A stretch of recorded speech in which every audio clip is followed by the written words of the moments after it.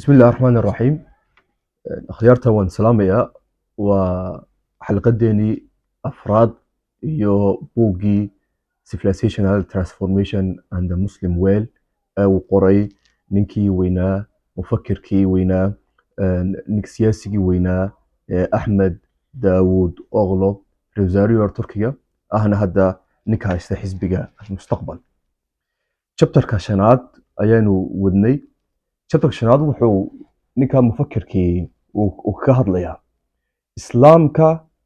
iyo inuu yahay islaamku badiil mid bedelaya iyo vision cusub oo bedelaya new world orderka systemka cusub ee adduunka hadda Mareykanku uu soo saaray. Islam is a theoretical alternative and a new vision for the world order. Islaamku wuxuu u yahay new vision buu yahay iyo aragti waxa weeye cusub new world orderka. nin weyn oo waxa weeye maxaa Austriana oo orientalist ah oo la yiraahdo Gustav von ayaa wuxuu isweydiiyey su'aalkaas weydiiyey maqaal waxa article weyn uu ku qoray. wuxuu yiri waa maxay sita ka dambaysa ee xadaaradda islaamku ay weli u sii jirtaa welina ay u tahay mid kasban karaysa inay mar labaad ay dib u soo noqoto. wuxuu yiri ummaduhu way mudaabaan buu yiri wayna kala baxaan xadaaraduhuna way koraan wayna dhacaan buu yiri laakiin islaamku weli uu taagan yahay uuna koraya yani markuu isagu eegay waxa weeye islaamkii soo socdo wuxuu yiri islaamku uu koraya maalmaad ka dambaysa kor buu socda. dadka reer magaalka ah iyo dadka tuulada ahna islaamku uu ku fiday uu gaaraya maxay yihiin buu factorieska kulmiyey ee ka dhigay ummad kaliya dadka muslimiinta ah maxaa ka dhigay inay u jeestaan iyaga oo og ama aan ogeyn in ay ilaaliyaan systemka shakhsiyadeed ee u gaarka ah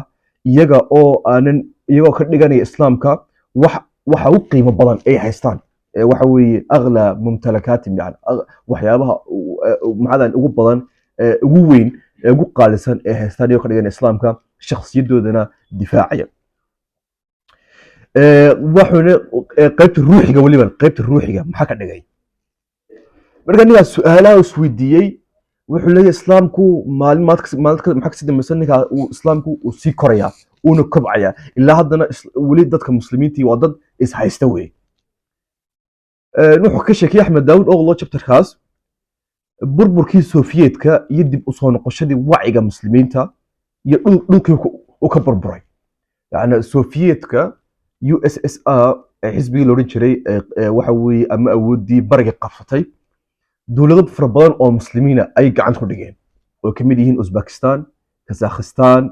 ilma taanta oo dhan marka laga reebo Pakistan iyo Afghanistan marka laga reebo waxaas oo dhan iyo waxa weeye wadamada ku yaala maxaa Caucaska yani waxa weeye ilaa hadda koos jiraba dowladkii Sofiyeetku ka kacay ayaa waxa lagu arkay sagaashameeyadii ruux cusub oo islaamiya iyada oo Sofiyeetku uu muddo fara badan u haystay dhulkaas muddo 7 sano maxaa lagu qiyaaso dadka muslimiinta xasuuqay madaaristii baabiyey masaajidii wada xirxiray meelo mataaxif ah meelo waxa weeye museum ah uu wada bedelay markii uu Sofiyeetkii u dumay ayaa waxa soo baxay rag baa soo baxay dawlado cusub waxa uu hogaamiyay sida Bosnia ninkii hogaaminayay Ali Izzat Begovic waxa weeye maxaa keenay burburkii Sofiyeetka oo diin la dagaalanku aad u weynaa dadku inay ilxaadaan oo Ilaahay subxaanahu wa ta'aala ay ka baxaan maxaa keenay in islaamku uu dib u soo noqdo taasna waa la isweydiiyey. cadowtinimada wuxuu ka sheekeeyey mufakirka weyn Axmed Daawud Oğlo chapterkaas wuxuu yiri markaan eegay buu yiri cadowtinimada u dhaxaysa xadaaradda islaamka iyo xadaaradda galbeedka ma aha buu yiri mid u dhaxaysa ma aha waxa cadowtinimada u dhaxaysa mid siyaasadeed oo waxa way ka soo burqanaysa in la isku hayo interest iyo siyaasad ma aha buu iyo mid taariikh lama oo waxa weeye ana wadan gubsan jiray iyo kan ana gubsan jiray wax isku hayay ma aha buu laakiinse waxay ka soo burqanaysaa coladaasi xaqiiqada ah in labada xadaaradood midba mid kale uu ku dhisan yahay aragti uu ka arka adduunka yacni labadan meesha ka soo unkamayaan ayaa kala duwan. marka aragtida ay ka haystaan in xadaarad waxa weeye xadaarada islaamka ay aragtida ka haysta adduunka iyo xadaarada galbeedka aragtida ka haysta adduunka ayaa kala duwan. taas baana keentay markaa in midba midka kale weliba ta galbeedku ay damaaneen islaamka ay ka takhalusto oo waxa weeye ay diido in lala tartamo markaa tartan ay diido oo waxa weeye keligeed alqutb alwaaxid waxay u bixiyeen keliya iyada uun adduunka la gaar noqoto. waxaad ku laaban kartaan buugga kale uu qoray Axmed Daawud Oghlo uu bixiyey Alternative Paradigms: The Impacts of Islamic and Western World Tensions on Political Theory. ka buuggaas uu qoray ayaad aad uga bogi kartaan isagoo ka hadlaya waxyaabaha u dhexeeya labada xadaaradood. qaybta koowaad ee chapterkaas intaan waxay introduction bay ahayd hore yaro guud bay ahayd. qaybta koowaad wuxuu yidhi Islamic existential awareness as an alternative approach to Western secular existential freedom and security. wacyiga jiritaan ee islaamiga ah ayaa wuxuu u yahay mid bedelaya xorriyadda iyo securityga jiritaan ee secularka ee galbeedka ah. yacni waxaa jira wacyi daati ah oo haystaan self awareness galbeedku uu aaminsan yahay iyo wacyi daati oo islaami ah oo waxa weeye dadka muslimiinta ay aaminsan yihiin oo hayaan. marka wuxuu yidhi wacyiga ama idraad waxa weeye garashada wujuudiga ah ee waxa weeye dadka muslimiinta ee islaamiga ah wuxuu bedel wuxuu yahay kan galbeedka ah ee calmaaniga. aragtida qur'aanka ee bini aadamka iyo positionkiisa uu waxa weeye jiritaan iyo xiriirka uu leeyahay alle subxaana watacaala bisifati khaaliq alwujuud alle subxaana watacaala sifadiisa khaaliq wujuud uu yahay. waa laba arrin oo raadinaya wacyiga awarenesska qofka muslimka positiveka u haysto. marka qur'aanku markuu leeyahay ilaah subxaana uu leeyahay walaqad karamna bani aadamka waanu karaamaynay dee waxay u tahay marka waxa weeye qofka muslimka ah gaar ahaan inuu qofkaas yahay qof haysta self awareness haysta. qofku mar alliya markuu islaamo yidhaahdo ashhadu an laa ilaaha ila allah wa ashhadu anna muxamadan rasuulullah ayaa qofkaasi noqonayaa qof xorriyad haysta. Johan Galtung oo ah nin waxa weeye aqoonyahan galbeed ah laakiinse mustashriq orientalist ah ayaa wuxuu anlaskareeyey isbarbar dhigay self awarenesska islaamiga ah iyo ka galbeedka ah. islaamka iyo galbeedka self awarenesska ay haystaan maxaa u dhexeeya buu wuxuu afar shay ka hadlay afar meel buu ka eegay xadaarada galbeedka qofka galbeedka self marka la eego self awareness marka la eego afar meel ka eegay islaamka afartaasna oo kalena uu ka eegay. koowaad uu ka eegay waxa weeye place meesha uu ka eegay yacni goobta makaanka. wuxuu yidhi galbeedka xadaa waxa asal u ah markaad makaan ku maqasho meel falsafad ah ama fikir markaad galbeed ku maqasho waxa weeye waa Yurub iyo North American intaas weeye. xadaarada galbeedka waxa adduunka waxa center u ah galbeedka ma adduunka waxa center u ah waa Yurub iyo North America. waxa kale dadka kalena waa dad ku hareeraysan weeye. marka anaka dhexdii ah laazim waxa weeye waa in anaka waxaas ay naga soo burqadaan si aan u saameyno dadka kale ee la jaarka aan u saameyno. talabaadna wuxuu yidhi uu ka eegay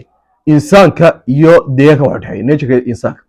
insaanka galbeedka wuxuu aaminsan yahay ta galbeedkuna ay ku dhisan tahay in natureku uu yahay waxa weeye bini'aadamku uu leeyahay oo waajib tahay qofku inuu la kala qabsado la kala xadiisto oo waxa weeye resourceka la kala dhacsado. saddexaad uu ka eegay waxa weeye alle subxaana watacaala iyo insaanka uu isku bardhigaya alle iyo insaanka marka galbeedka la joogo insaanka iyo alle maxaa u dhexeeya cilaaqada u dhexeysa insaanka iyo alle subxaana watacaala maxay tahay. wuxuu yidhi ninkaasi wuxuu yidhi marka galbeedka joogo dadka galbeedka badankoog dadka galbeedka jooga qaarkood maba aaminsan wax alle subxaana la yidhaahdo waa atheist waa mulxidiin ilaahi subxaana watacaala maba aaminsanaba. marka meeshaas waxaa ku burburay cilaaqada u dhexeysa alle subxaana watacaala iyo bini'aadanka. qaarna waxay leeyihiin ciisa waxa weeye jesus baa waxa weeye ibnullahiya ilaahi qaar ba waxay leeyihiin maryama waxbay sheegayaan. marka insaanka cilaaqada u dhexeysa alle subxaana watacaala meesha way ku burburtay. ta afraadna human first human bini'aadankii bini'aadam maxaa u dhexeeya galbeed markaad maqasho bini'aadan xadaaradu waxay ku dhisan tahay bini'aadan iyo bani'aadam waxa u dhexeeya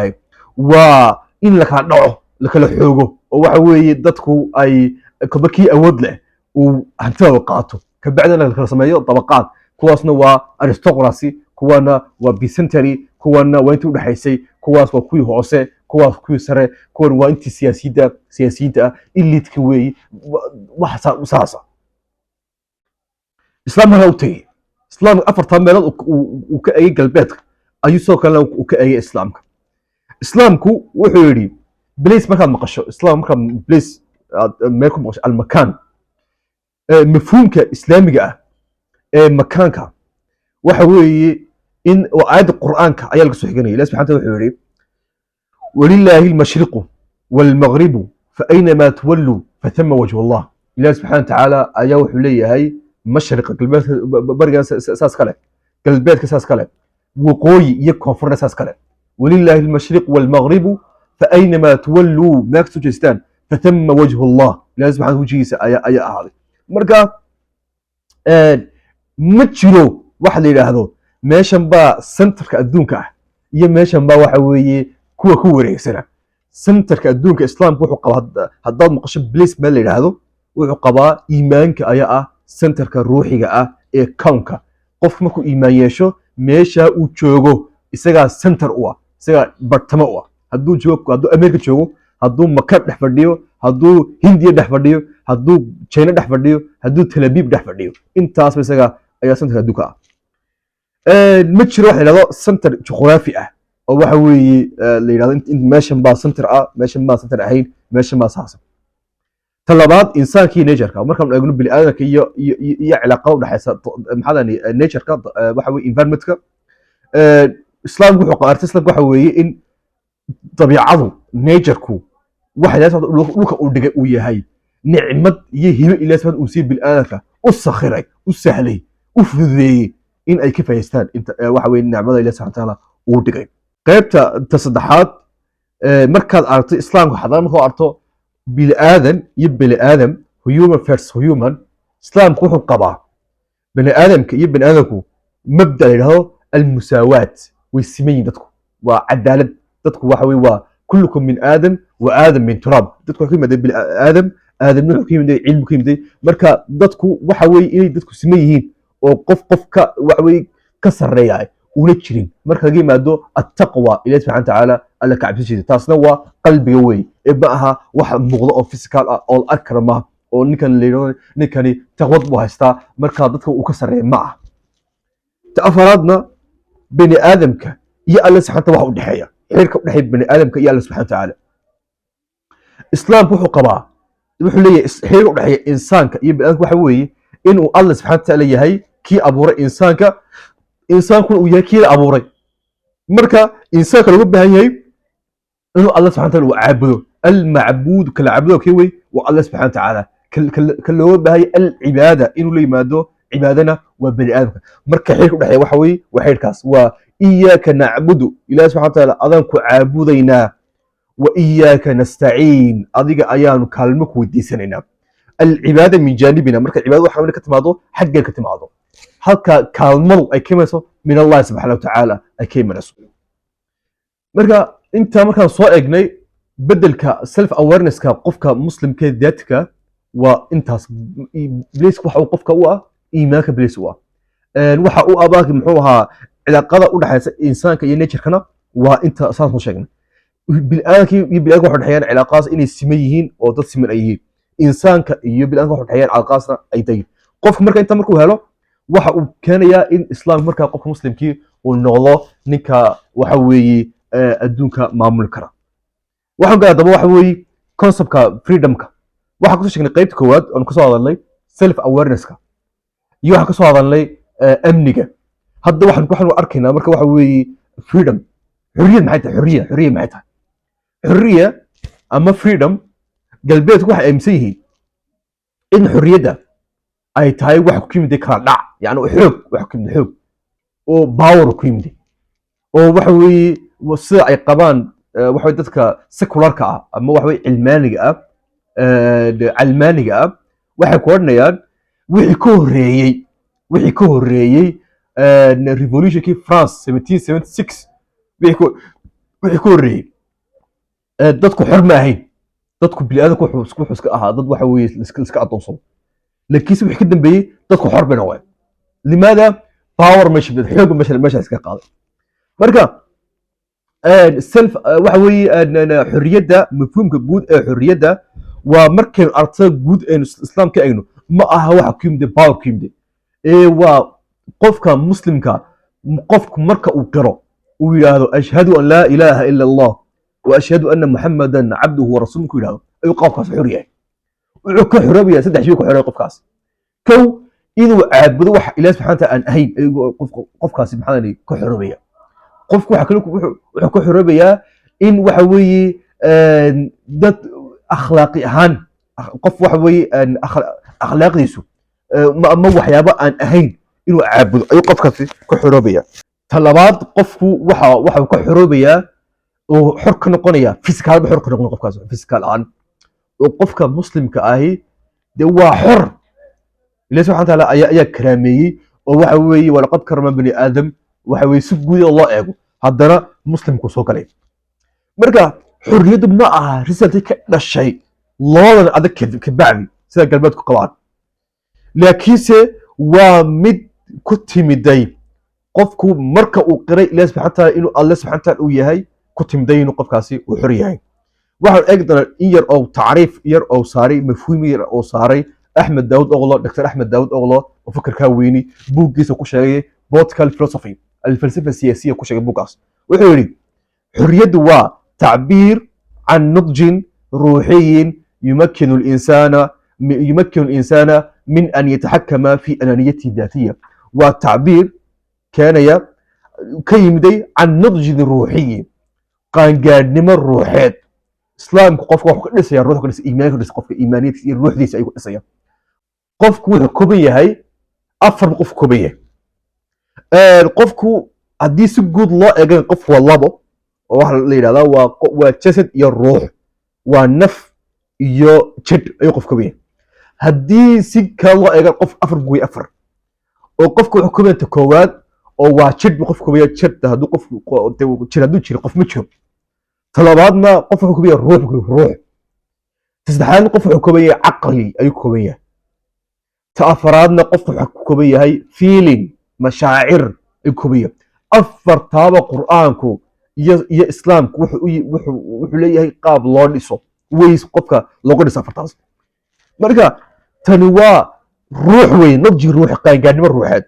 kaasoo insaanka ka xakameynaya ananiyad selfishnimadiisa iyo qof inuu kibro biduuni islaam biduuni tarbiya biduuni qofka uu leeyahay madrasad المحمدية قف ونكسب بحيني قف كاسي إنه قف كاسي قف سدت إنه واي وأدك تاي وايو إذا سمع حوري في صوت العلق وحكشكي إن الإنسان لا يطغى أن رآه استغنى إنسانكو وكبراه مركز كم ملايو أن رآه استغنى إلى مور أن استغنى مور مركب تمام مور مركز كم ملايو إنه كافتو ما يبو كبريه مركب kibirka waxa yareynaya waxa weeye waa qaangaadnimo ruuxeed bay talabaad qaybta labaad bartuga ecological balance waxaan ka soo sheekeynay intii hore in galbeedku qaybtii chapter koowaad in xadad galbeedkaas ay ku jirto wax kamid ah ecological imbalance waxa weeye deegaan aan balance garisnayn yani waxa weeye bii'a environment aan balance garisnayn deegaanku deegaan muxuu yahay deegaan in isbedel weey deegaan waa maxay deegaan waa maqla deegaan kala ilaaliyo deegaanka hala dhowro deegaan muxuu yahay deegaanku waxa weeye waa weelka uu ku jiro bini aadamka weelka bini aadamka lagu ku keedsan weey without deegaan bini aadamku ma jirayo sidaas oo kalena luuqad la'aan aqoon ma jirayso oo luuqad waa maxay waa wicaaga yani waxa weeye waxa ku jirto gorofdhe haandhe madeebadhe waxa tiraabdhe waxa uu ku jiro aqoontu waa luqad qofku marka gorofkaas uu qaato ama waxa weeye weelka qofkaas uu qaato ayuu marka muxuu helayaa aqoontu helaya marka sidaas oo kale deegaankuna waa huwa ama waxa weeye weelka uu ku jiro waxa weeye bini aadam ku jiro. nafsada galbeedka sidaan kusoo sheegnay qaybta koowaad nafsada galbeedku waxay qabtaa in waxa weeye nafsada galbeedku waxay qabtaa in deegaanku uu yahay wax la hanan karayo la qabsan karayo oo waxa weeye ay ku jiraan chemicals loo baahayay qofka inuu si daro isticmaalo oo la soo saaro loo tuubin deegaanka la xaalufiyo la jaro deegaanka magaalooyin la saaro deegaanka aad loo xaalufiyo. limaada material ku jira dhagax yani waxa ku jira dadka waxa leeyihiin waxa naga qaalisan dadka hore lama arkayo waxa leeyahay dadka waxa ku jira marka deegaanka la wasakheeyo marka deegaanka la saaray. ama aragtida islaamka deegaanka markaan eegno islaamku wuxuu sheegayaa in deegaanku uu yahay hibe rabbaaniya. deegaanku uu yahay hibe rabbaaniya Ilaahay subxaanahu wa ta'aala uu nasiiyey uu nicmad Ilaahay subxaanahu wa ta'aala uu nasiiyey ay tahay ay waajib ku tahay Ilaahay subxaanahu wa ta'aala aanu ku mahadnaqno. kalena deegaanku waa aayad min aayaadka kamida aayadka Ilaahay subxaanahu wa ta'aala tusay kamida. Ilaahay subxaanahu wa ta'aala sheeg markaad cirka saa weegto habeenkii aad saa daawato waxa weeye aad eegto baad muxuu ahaa xidigaad eegto dayax saa weegto meerahayaasha saa u eegto universe-ka aad saa u eegto waxay ku tusinayaan in uu jiro alwaaxid alaxad الفرد الصمد الذي لم يلد ولم يولد ولم يكن له كفوا احد انه الله سبحانه وتعالى وجهه اي كتسنيه. الى سبحانه وتعالى في سوره الفصلت وحنا نقول ايه سنريهم اياتنا في الافاق وفي انفسهم حتى يتبين لهم انه الحق. يا وحنا waxaan tusin doonaa aayaadkayga waxaan ku tusin doonaa في الافاق jihooyinka ayaan dadka aan ka tusin doonaa وفي انفسهم حتى naftooda ka tusin doonaa. marka deegaanku waa aayad kamida min aayaat Ilaahay subxaanahu wa ta'aala maadaama oo ay deegaanku ay tahay hibe rabbaani subxaanahu wa ta'aala Ilaahay subxaanahu wa ta'aala wuxuu yiri ka faa'iideysta oo soo saara wax ku jira meesha soo saara oo ka faa'iideysta wallahu akhrajakum min butuni soo saara oo ka faa'iideysta. laakiinse ka faa'iideysadu waa inay noqoto waxa weeye qaab miisaamisan haddii miisaan la waayo waxba shaqeynayaan. ilaahay wuxuu yiri fi suurati ar-rahma ka hadlayay wadaca al-miizaan miisaanku dhigay markuu soo sheekeeyay inuu abuuray dhulka iyo cirka muxuu marka ku xijisayay alla tadghaw fi al-miizaan wariyaan miisaanka lagu xadgudbin alla tadghaw fi al-miizaan miisaanka yaa lagu xadgudbin. hadda waxaan maqlaynaa climate change waxa dhacay baa leeyahay bini'aadamkiisu waa weeye dhulku isbedelay climate change baa yimday waxa weeye dhulku kulaanaya north pole kiiba barafka dhalaalay abaara iman doona balaal ka qarqin doona way maxaa wax ku yimaadeen dadka qaar waxay leeyihiin gaalada wax iska sheegay kaliya mooyaane wax ka jiray ma jiro. laakiinse hadda waxa la xaqiijiyay in bani aadamku uu gaadhay uu farafareeyay miisaanki Ilaahay subxaanahu uu dhigay uu farafareeyay warshadahan socda iyo waxay taabteen oo farafareeyeen Ilaahay subxaanahu wa ta'aala miisaanka uu dhigay. Ilaahay muxuu yiri alla tadghaw fil miizaan wal miizaan yaa lagu xadgudbin. marka Ilaahay koonka wuxuu u saaray dusha uu ka saaray waa la kabiyo ka ilaaliya wixii dibadda ka imanaya waxa weeye cadceedda iyo directionska waxa weeye waxyaabo maxadan ka soo baxay in ka celiyo. marka waxa yimday lakabyadii markaa in la khalkhaliyo. anu waxaan qabaa dadka aaminsan bani aadamku inuu gaari doono samadu gaari doono uu soo taban doono sida uu jiko soo taban doono insha Allah. laakiin hadda ma imka ma marka dab Allahu a'lam. laakiin jinsu moodan wa anna lamasna as-samaa'a fawajadnaha muliyat harasan shadidan wa shuba sumur jinku teknolojiyada xoogaa laga horumarsan buu haystaa. insha Allah waan gaari doonaa insha Allah ta'ala inaan samada soo taban. marka waxa keenay horumar in waxa si fiican deegaanka looga faa'iideyn waayo. qaybta saddexaad waxaan ku gali doonaa part 3 authenticity and cultural pluralism يعني اسلام wuxuu qaba waxa la yiraahdo al-asala. islaamku waa asal way farc ma waa asal waxa la yiraahdo iyo wax kale qaba islaamku waxa تعدد الثقافه ان ثقافته اي kala duwanaato iyada oo hal dowlad lagu nool yahay dowlad lagu nool yahay oo tusaale dowladda islaamka macnaha Cuthmaaniyiinta tii Cabbaasiyiinta tii ka dhacday Dimashq ee Umayyiinta tii ka dhacday Masar ee Faatimiyiinta tii ka dhacday waxa weeye Turkiga islaamku isaga oo saa ayaa waxa dad ku noolaa dad kala duwan dad kala duwan تعددية الثقافات يعني dad kala duwan kala fikir duwan kala aragti duwan kala diin duwan kala midab duwan waxaas ayaa islaamka ku dhex noolaa saas islaamku wuxuu ilaaliyey waxa way xadaaradii ku horreeyey waxa way tii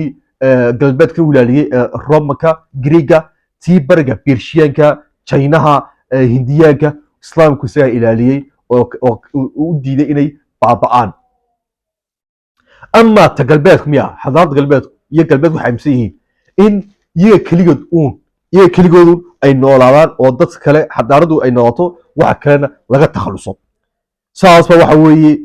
galbeedku waxa weeye uu aaminsan yahay iyaga keliya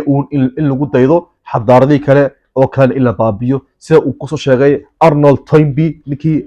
Britishka ahaa intii hore uu kasoo sheekeeyey waxaan isla eegi doonaa markaa inta hadda galaynaa waxaan maqalnaa history taariikh baan maqal taariikh maxay tahay taariikhdu ma waxa weeye wixii la soo maray baa taariikhdu maxay tahay taariikhdii islaamka wuxuu golden age buu lahaa waqti al-casr dahabi buu lahaa yurub waqtigaa ku jirtay medieval ages qarniyadii madooba waxa weeye galbeed taariikh buu leeyahay taariikh maxay tahay aniga Soomaali taariikh baan leenahay taariikh maxay tahay taariikhda aragtida taariikhda ayaan taariifin doonaa maanta waxaan kasoo qaadan doonaa waxaan kasoo qaadan tacriif uu saaray nin ciraaqi ah mufakir weyn mucallim mu'arikh weyn historian ah oo la yidhahdo Cimaadudiin Khaliil baa yidhahda Cimaadudiin Khaliil waa ragga ugu waaweyn ee maanta muslimiintu ay haystaan waxa weeye ka dambeeyey ninkii Ibn Khaldun iyo raggii taariikhda wax ka qoray ka dambeeyey ninkaas wuxuu yidhi markuu taariikhda hadlayay wuxuu yidhi taariikhdu waa daa'iriyatu xarakati tatawur waa wareegga socod ee horumarineed horumar u socdaa oo ma istaagsan horumarku ma istaagsan laakiin uu wareegaya horumarku uu socdo uu wareegaya horumarku socodka wareegga la soconayo ayaa waxa weeye taariikhdu ay samaynaysaa marka wuxuu kasoo qaatay marka la eego quraanka ayuu kasoo qaatay quraanka soo ishaaraya in dawlado quraanka shaqaniyo ummado ay horumareen kaceen guuleysteen qaarna ay dumeen ay khasaareen ay baabi'een marka isagoo on islaamku uu la xadidayn waqti ma xadid islaamku ma oranayo 30 sano 40 sano hal qarni 50 qarni waxa weeye 100 qarni islaamku wax uu xadiday ma jiro zaman ma leh laakiin islaamku wuxuu xadiday kaliya in waxa weeye sharciyada jiritaan ay ku xidhan kaliya ay ku xidhan tahay in waxa weeye inta ay xadaaradaasi ay dabaqayso anmaata iyo hayaakisha ay leedahay xadaaradaasi iyo dhaqanadeeda bulsho yacni xadaaradaasi way sii jiraysaa inta dhaqankeyga iyo waxa weeye barnaamijyada maxaa u dejisan iyo hayaakil yani asaasay ku taagan tahay inta uu jiro xadaartu way sii jiraysaa weliba bulshada way sii jiraysaa marka galbeedku uu sii jirayaa inta uuna ku dhicin akhlaaq fasaadsan inta uuna ku dhicin maxaa in waxa weeye waxyaabo burburiya oo maxaa kamid tahay inay isxasuuqaan iyagu in waxa weeye adduunka say ku hayaan ay isku ay ku sii wadaan in maxaa monopoly maxaa in shirkad maxaa gooniya loo xiro marka intaas oo dhan marka mafhuum guud uu sheegay Cimaadudiin Khaliil waxa weeye waa daa'iriyatu xarakati tatawur wareegga socod ee horumar weeye waxaan isla eegay markaa nin kale oo mufakir ah oo weyn oo la yidhahdo Cimaadudiin Khaliil waxa la yidhahdaa ninka mufakirka Malik ibn Nabi